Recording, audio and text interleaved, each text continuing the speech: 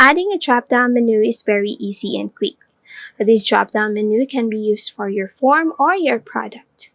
Let's now learn how to add your drop-down menu on your page. Go to Form Elements.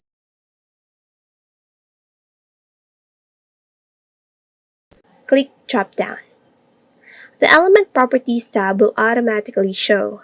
If not, click the Element Properties.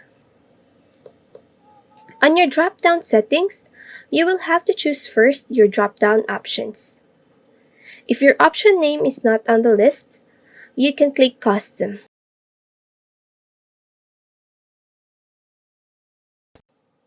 Then on the custom name, input your option name.